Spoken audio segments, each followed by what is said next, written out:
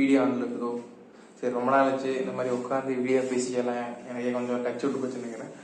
சரி, இப்போதைக்கு இதை ஒதுக்கி எடுத்துக்குவோம், அப்புறமா இது எடுத்துக்கலாம். ஹாய், ஹலோ, வணக்கம், welcome back to master Sunil YouTube channel.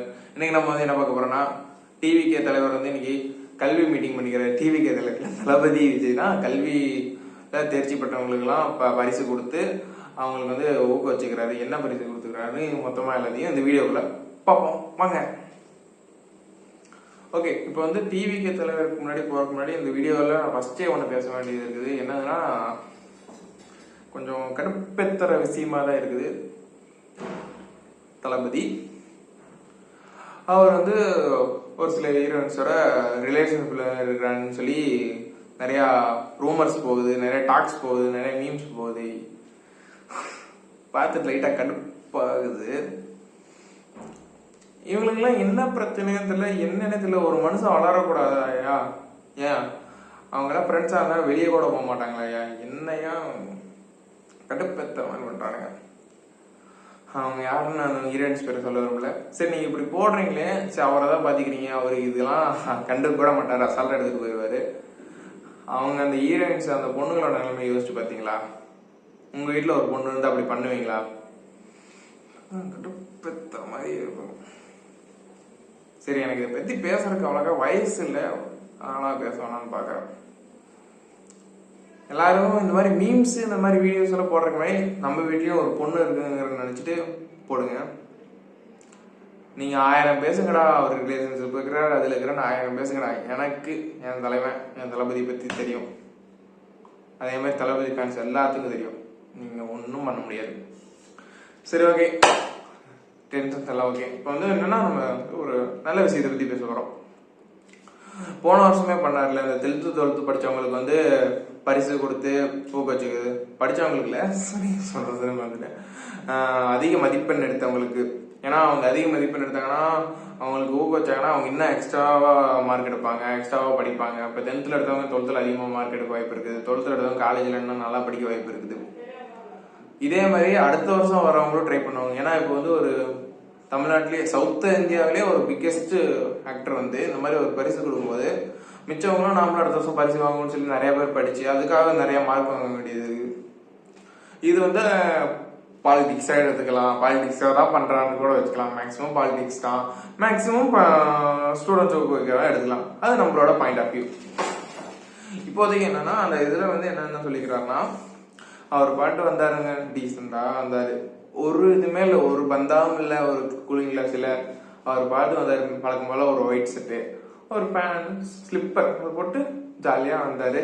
வந்து எல்லாத்துக்கும் வணக்கம் சொல்லிட்டு ஹாய் ஹாய் ஹாய் ஹாய்ப்பா அப்படின்னு சொல்லிட்டு, அப்புறமா வந்துட்டு சின்னதுரை அவர் பக்கத்துல போய் உட்காந்து, அவருக்கு வந்து ஜாதி பிரச்சனை எல்லாம் இருந்துச்சுல, அவர் பேர் எனக்கு சரியா தெரியல, மேக்சிமம் அவர் பேராக இருக்கும். மேக்சிமம் நான் அவரோட போட்டோவும் இதை போடுறேன்.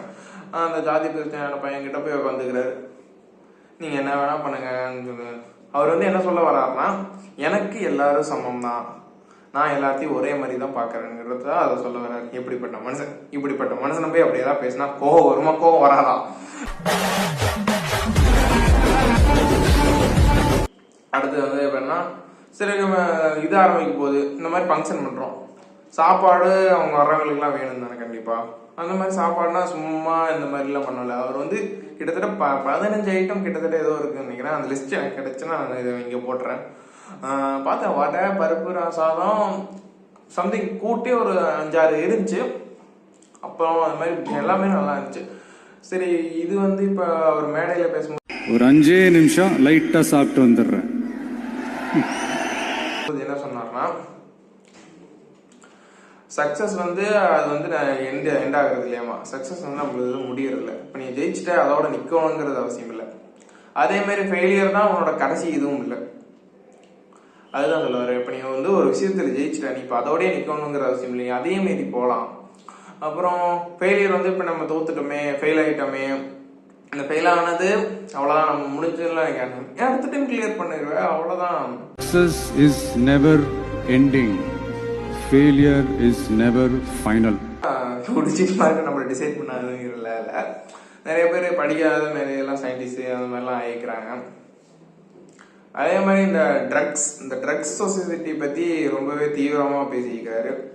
அது வந்து என்னன்னா ஒரு தட்லை பிரிச்சு அதான் சொல்லலாமா நம்ம தெரியல, எல்லாத்தையும் சொல்லி போட்டு இந்த மாதிரி ட்ரக்ஸ் சொசைட்டி இருக்குது, அதை யாரும் கண்டுக்கிறது இல்லைன்னு சொல்லி போட்டு, சரி இதை பத்தியெல்லாம் இந்த மேடையில பேசக்கூடாது, நம்ம வந்து இன்னொரு மேடையில பேசணும்னு சொல்லி முடிச்சுட்டாரு. அது சரியான தக்கு. அப்புறம் வர்றவங்க கிட்டலாம் அந்த பழகிறதுன்னு இருக்குல்ல, போன வருஷம் செம்மையா எல்லா திரும்பி செம்மையா, இந்த வருஷம் அதை விட செம்மையா பண்ணாரு. ஒரு குழந்தை வந்தா புச்சுக்குன்னு கொண்டாரு. பேசாம நம்ம குட்டா இருந்து நான் கூட போய் புச்சுக்கு வாங்கிடலாம். லைட்டா நம்ம ஏன் காலேஜ் முடிச்சோம், நமக்கு கொஞ்சம் ஒரு சின்ன இது இருந்துச்சுன்னா தளபதி அடுத்ததும் நமக்கு கிஃப்ட் கொடுப்பாரு, நம்மளும் போய் வாங்கிருக்கலான்னு தோணுது. என்ன பண்றது முடியலையே. எனக்கு இதுல ஃபீல் ஆனதுன்னா குட்டி ஸ்டோரி மிஸ் ஆயிடுச்சு. குட்டி ஸ்டோரி சொல்லியிருந்தாருன்னா கொஞ்சம் நல்லா இருந்திருக்கும். அப்புறம் இவரை பத்தி என்ன சொல்லணும்னா, அந்த இதுல என்ன சொல்றாருன்னா, ஃபர்ஸ்ட் நீ வந்து என்ன படிக்கணுங்கிறத சூஸ் பண்ணிக்கோ, அந்த என்ன படிக்கணுங்கிறத சூஸ் பண்றதுக்கு நிறைய இதெல்லாம் இருக்கு, அங்கேயும் போய் கற்றுக்கோ அப்படின்னு சொல்றாங்க. அதுக்கப்புறம் ஃப்ரெண்ட்ஷிப் பத்தி முக்கியமா சொல்றாரு. முக்கியமா சேர்க்க சரியில்லைன்னு சொல்லுவாங்களே, அந்த மாதிரி சேர்க்க நல்லா இருந்தாலே ஒரு சில ஃப்ரெண்ட்ஸ் எல்லாம் நல்லா வருவாங்க. இப்போ வந்து அந்த குரூப்பா இருக்கிறாங்க பாத்தீங்களா, அந்த குரூப்பா இருந்தாலே என்ன பிரச்சனைனா, அவனுக்கும் ஒரு டிஃப்ரெண்ட் தாத்தா இருக்கும். அந்த டிஃப்ரெண்ட் தாட் வந்து நல்ல விஷயமா இருந்தா ஒரே கெட்ட விஷயமா போச்சா ரொம்ப கஷ்டமா போயிடும். பேசிக்கா நம்ம பழகிற எல்லாத்துக்கூடயும் நார்மலா பழகலாம். பட் க்ளோஸா இருக்கிறவங்க நம்ம அவங்க சொன்னா நம்ம எல்லாம் பண்ணணும்னா நம்ம என்ன பண்ணணுமோ அது நம்ம ஃப்ரெண்ட்ஸை பொறுத்தா இருக்கு. ஏன்னா நம்ம கூட இருக்கிறவங்க என்ன பண்றாங்களோ அதை நம்மளும் பண்ணுவோம். அதே மாதிரி நம்ம கூட இருக்கிற நல்லவங்களா இருக்கிற மாதிரி ஃப்ரெண்ட்ஸை சூஸ் பண்ணிக்கோங்கன்னு சொல்றாரு. ஏன்னா வருங்காலத்துல நம்ம வந்து பெத்தவங்களோட அதிகமா இருக்கிறத விட ஃப்ரெண்ட்ஸ் கூட தான் அதிகமா இருக்கும்னு அவர் சொல்றாரு. மேக்சிமம் அதான் உண்மை. பேரண்ட்ஸ் கூட நீ என்ன ஒரு 15 வயசு வரைக்கும் இருப்பியா, அதுக்கப்புறம் மிச்சம் ஃப்ரெண்ட்ஸ் கூட அது மாதிரி தான் இருப்ப. அப்புறம் இன்னும் ஒரு முக்கியமான விஷயம் என்னன்னா, say no to temporary pleasure, say no to drugs. இது வந்து அவர் வந்து பிளட்ஜ் மாதிரி சொல்ல சொன்னார் எல்லாத்தையும். ரொம்பவே ஒரு நல்ல விஷயம் தான். இவர் போயிட்டு அந்த நாரடி தான் பாடல போதைக்கு அடிமையா இருக்கிறாரு, எல்லாத்தையும் ஈர்க்கிறாருன்னு சொன்னீங்கடா. என்னடா no to temporary pleasures, say no to drugs. எனக்காக இது ஒரே ஒரு வாட்டி ரிப்பீட் பண்றீங்களா?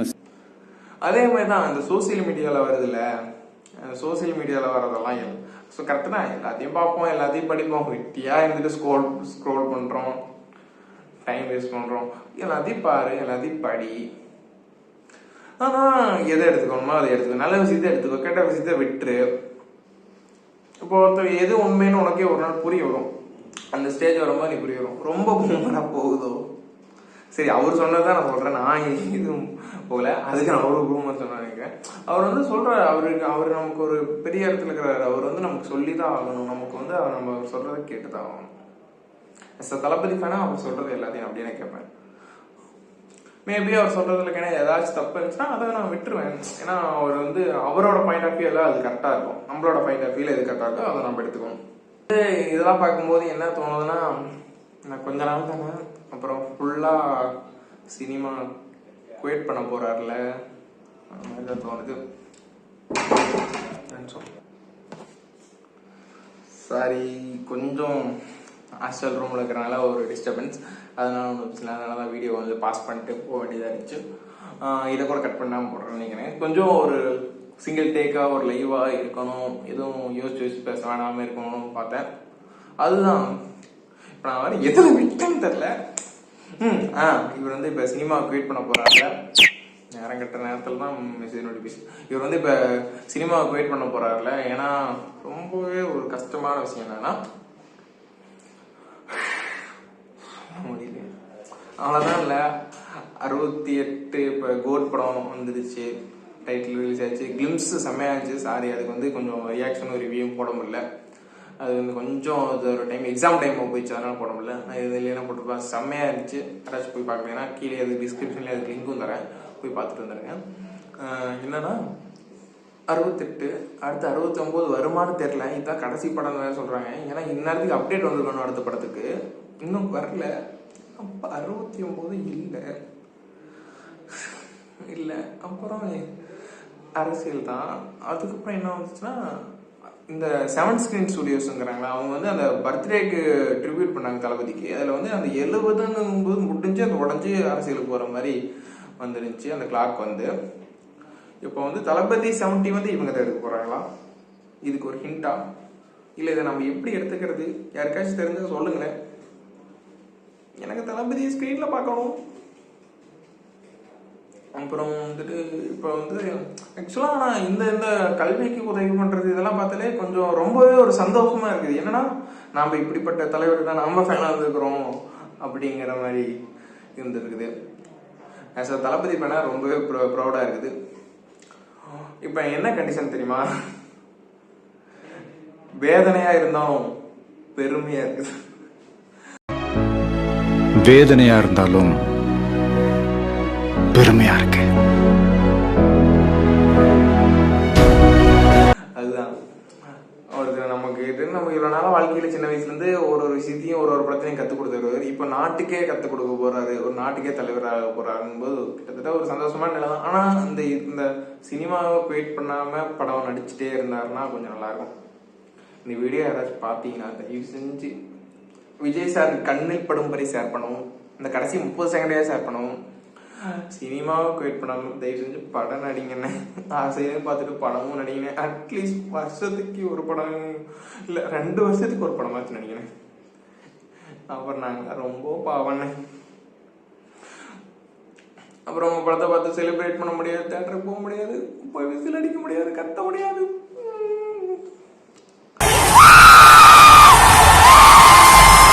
டிவிகே தலைவரை பற்றி என்ன நினைக்கிறீங்கிறத கீழே கமெண்ட் பண்ணுங்க. அப்புறம் இந்த மீட்டிங் திருப்பி 3ஆம் தேதி ஒன்று நடக்கும் போது அவரோட ஸ்பீச்சில் உங்களுக்கு பிடிச்சது நான் ஏதாச்சும் விட்டுருந்தாலோ அந்த ஸ்பீச்சில் உங்களுக்கு எது பிடிச்சிருக்குதோ அதையும் கீழே கமெண்ட் பண்ணுங்க. இதே மாதிரி ஒரு நல்ல வீடியோஸ் நமக்கு ஓகேவான வீடியோஸ் வேணும்னா நல்ல வீடியோஸாக மாறணும்னா மாஸ்டர் சுனில் சேனலை சப்ஸ்கிரைப் பண்ணுங்க. கூடவே அந்த பெல் ஐக்கானை ஆன் பண்ணிடுங்க. சரி, நமக்கு சப்ஸ்கிரைபர்ஸ் வந்து கிட்டத்தட்ட ஒரு 500 வந்துட்டோம். என்ன ஒரு 500 தான், பார்த்து பண்ணி விடுங்க. வணக்கம்.